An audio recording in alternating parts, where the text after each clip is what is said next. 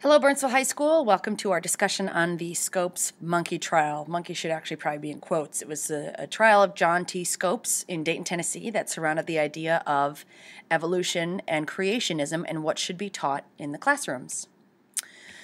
So after World War I, there was kind of this feeling of nostalgia. People wanted to go back to kind of a normal life. They wanted things to not be involved on a global scene. They wanted to make sure that things were happening in their lives that were comfortable and fun and go back to the way things were, if you will. And one of the ways that people did that is they turned inside to their faith. And the faith was something that was a comfort for them and provided stability and consistency and those types of things, particularly in the Bible Belt. And the Bible Belt is a term that's used to reference mostly the South and part of the Midwest. Tennessee, of course, was right smack dab in the middle of that. So people became strongly fundamentalists, and the fundamentalists are the people that believed that whatever was said in the Bible should be taken literally. Water was literally turned into wine and those types of things. And God created the world in 7 days. And, I don't know the specifics of the Bible. It's been a long time. But at any rate, they looked at the writing in the Bible to be a literal source of what happened. And saw that Darwin, the scientist, was a huge threat to this idea of fundamentalism and this idea of Christianity, and they were the ones that were leading the right life and the right beliefs, so Darwin was a threat to these beliefs, and that's what they felt when they started talking about this idea of evolution versus creationism. So, in some southern states, particularly Tennessee, which we're talking about today, they prohibited the teaching of evolution. Which is actually interesting because the book that Tennessee required its teachers to use had a unit on evolution. I'm not sure what's happening right now. Hang on.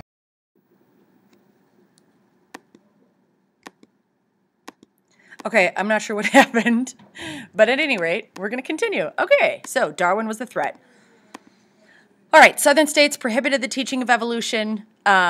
Again, the book had a section on evolution, so the states were requiring teachers to break the law, which was kind of funny. The ACLU, the American Civil Liberties Union, wanted to challenge this law in Tennessee, and they knew that it would be something that would kind of rock the boat, and so they were very careful in choosing who they would put on kind of the chopping block to be the person who was going to test this out. So they went to John T. Scopes, who was a 24-year-old science teacher and football coach, very well loved by the community and the students and the people at the school. And he said, yeah, I'll go ahead and be this kind of scapegoat to test out this law and see what they do with it. In the book that they used, Hunter's Civic Biology, one of the quotes was, "Evolution is explained in our textbook." And so there was no way that he could argue and say that he hadn't taught evolution because, in fact, it was, again, part of the textbook that the state of Tennessee required them to use. And another quote from the textbook is, "We have now learned that animal forms may be arranged so as to begin with the simple one-celled forms and culminate with a group which includes man himself." So these are two quotes from the book that talk about the specific idea of teaching evolution, which is in direct opposition to the fundamentalist ideas that are out there. So the fundamentalists really had issue with the textbook and teachers going ahead and stating these things in class so as the kids would learn them. This is the 24-year-old lawyer, John T. Scopes. Looks a little bit scared in that picture, but he was kind of a model citizen, and they would want someone like him to be the test, probably not someone like me who's a little bit mouthy and, had some strikes against her already, but he was kind of had a clean slate and had been positively seen by the community, so they used him as their scapegoat. He was arrested for having taught evolution. And they came to his classroom, and it was kind of a bizarre thing, but they, accused him of teaching evolution, and it hadn't been that day. And anyways, they were doing it to fulfill their end of the law. But trial was set for July.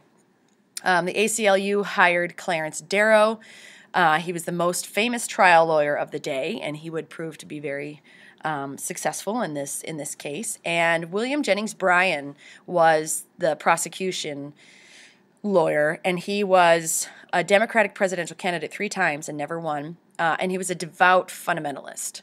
So the prosecution hired him and Clarence Darrow, and they went kind of head-to-head on the issue of evolution versus creationism. And we'll watch a little clip that kind of shows you how it all played out. They knew from the beginning that there was no real question of guilt or innocence. But what the ACLU was looking to do, they knew he was guilty. They wanted to have him be found guilty and then challenge it in the Supreme Court. So this was kind of the first step to bring it on the national level. So that's why it was done. Everybody knew that he was guilty and that he had, in fact, taught evolution. So that, was not the driving force behind the trial. It was mostly just to get him convicted and then have a platform with which to take it to the Supreme Court. William Jennings Bryan is there on the left. Clarence Darrow is on the right. These are some different things that are happening in Dayton, Tennessee. So you could buy your book about anti-evolution stuff. Bryan had purchased some books and supported some books. There is William Jennings Bryan in the courtroom. This is the original defense team, but John Scopes is on the far left, and then the sign they're walking by says, "Read your Bible." I mean, these are things that are posted in town, like advertisements for McDonald's, And then there is Clarence Darrow and William Jennings Bryan. Scopes was, in fact, found guilty and fined $100, but the guilty verdict was overturned because at the time, only juries could set fines for over $50, and the judge set the fine for $100, and it was a silly technicality, so they never got to bring it to the Supreme Court. But it was something that definitely fueled this conversation about creationism and fundamentalism, which still rages strong today, I would argue. Okay, thanks for listening.